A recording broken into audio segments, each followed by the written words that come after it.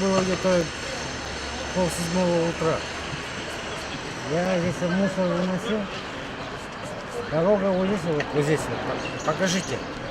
Она была ровная. И, в общем, здесь уже машина была воткнутая. Еще одна машина. Но этот думал, наверное, объеду его. Но там ни ямы, ничего не было. И он тоже воткнулся. Вот и все, что я видел.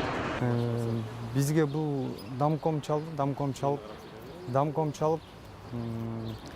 бул жакта ямага 2 машина түшүп кетти деп чалды.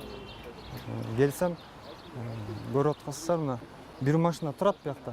Бирөөсүн жаңы эле чыгарышты биякта.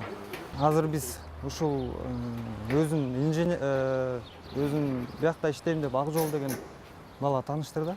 Документтерин аныктап сурасак, өзү көрсөтө алган жок документтерин.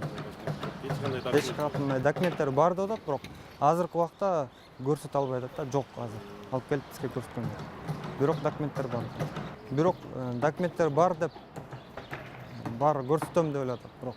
Жок, эми любой киши стройка баштаардын алдында кагазын тууралап туруп, анан кийин баштайт да, туурабы? Бирөөгө чекесин чаттагыдай кылып, вот менин разрешение, вот менин ордерим деп.